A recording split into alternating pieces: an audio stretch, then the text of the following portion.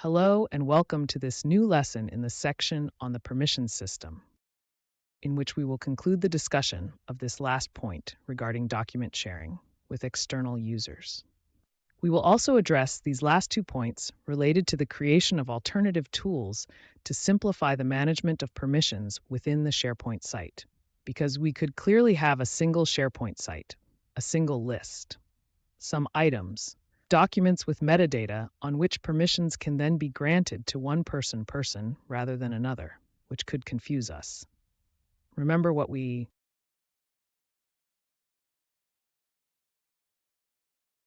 have done, which would allow us to better manage the system. Permissions to avoid making mistakes, also to manage them more quickly. So I created a collection here of documents, and I named it Accounting Documents, where I created these 5 files. Documents 1 to 5, which are meant for specific professionals. I created this metadata based on them by default and target professionals, including the accountant in some and the consultant in others of work. So I went to New. I created a new list, as we saw in the list creation section. I created this list, and clearly, in a data collection, it is possible to include various documents. In a document library, include the A document and then many metadata that characterize it.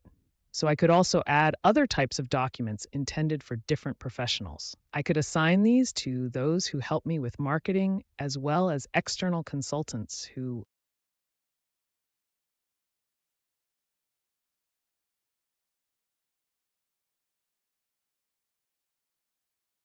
help me with IT or other professionals. It is clear that this would create some confusion, as I would clearly need to give permission for this file to the accountant, regarding this file for the employment advisor and another file for the marketing consultants. So it is at least appropriate to create different lists. Even if one wants to create a SharePoint site, a secondary site, it is at least necessary to create a separate document library, but also for each partner with whom we need to share. I did this to provide an example, even for some specific cases, facts, even an example of something at NewPath. Here is a list intended for both accountants and other stakeholders, human resources consultants. This is definitely something to avoid. So if I don't want to go to duplicate SharePoint sites with numerous secondary sites, at least within the single site. Training, it would be appropriate to create a list of documents for the accountant and a list of documents for the labor consultants. So I know very well that when I go to share these 2 folders, one with the accountant and the other with the labor consultant, I do not make mistakes regarding the permissions. Then we mentioned that to avoid complicating management and prevent errors of permission, it is certainly preferable to create a site, a subsite, that is, in SharePoint.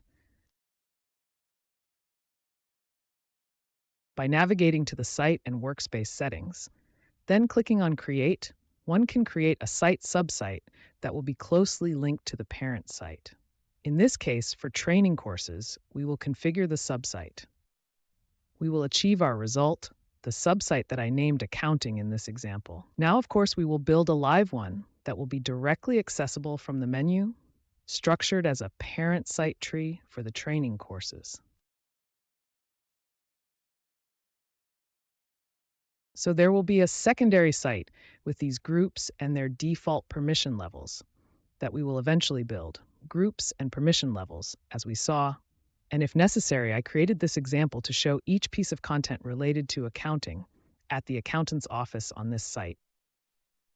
I can also provide full control to the accountant. We will not be able to access any content from the parent site, including the members of the accountant's office.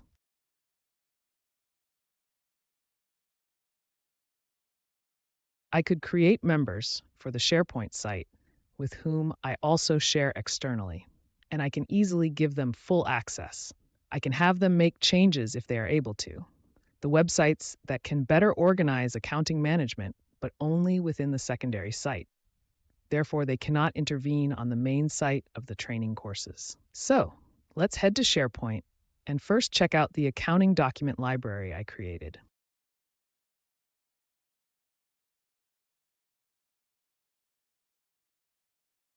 So let's go here and search for the accounting document collection. Here it is. I created this collection. As you can see, if this document pertains to the accountant, I should go here to share it with them. This is for the employment advisor, and I should go here to share it with them. Access management is certainly becoming chaotic, so even if I don't want to open two separate sites, one for the employment advisor and one for the accountant, at least it is suitable for this training site.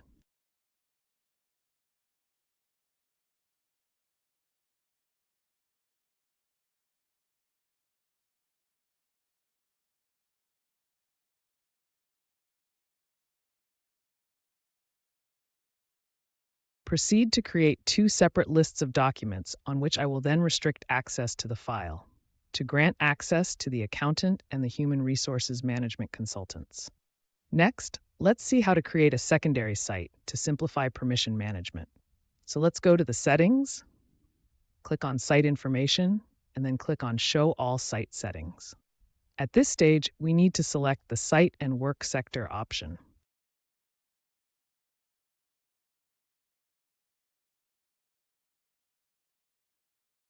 And we need to click on Create, which means we will be clicking on a secondary site. This is the secondary accounting site I created for the slides.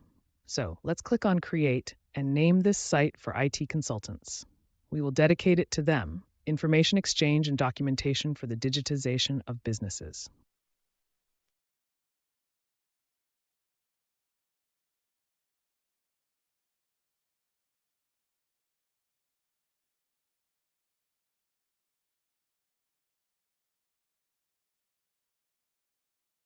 IT, which will be added to this default channel that SharePoint sets up. Italian language, team site, let's say team, meaning that we could then add members. It uses the same permissions as the parent site, meaning it will create SharePoint groups by default with the same permissions. Then it will be up to us to create new SharePoint groups and other levels of permission. Next, it asks us here, display the site in the parent site's quick launch bar. Yes, it shows us immediately.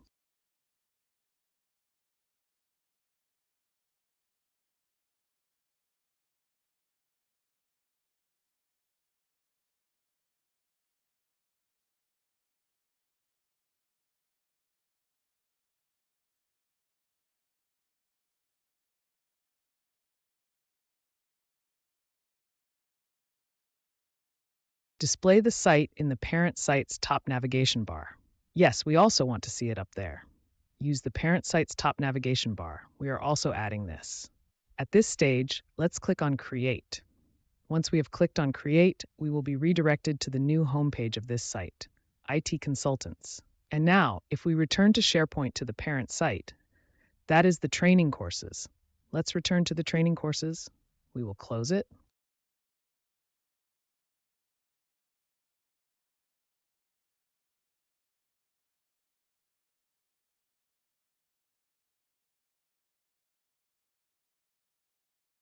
We will see that this site will be directly accessible from this list of subsites, which can be displayed as a drop-down menu.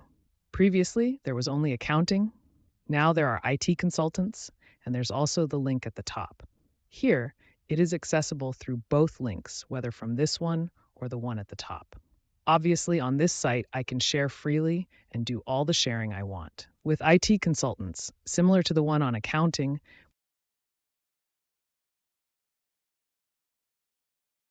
with the accounting firm, so they can share items. Also, the entire site with the IT consultants, also the entire accounting site with the accounting firm, but knowing that they cannot then access all the things on the main site. And so here, I would include, for example, the lists of documents, the document libraries that I wish to present to IT consultants instead to accountants. Therefore, this is definitely a correct approach to take to simplify permission management.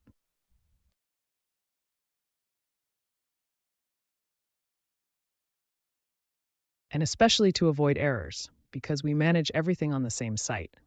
Then, permissions become numerous, especially if the company is big. Thus, we can create confusion and end up granting powers to the wrong people, who do not necessarily need to have them, or they really should not have them. because certain content, the visibility of which must be absolutely excluded from these people. I am waiting for you in the next lesson.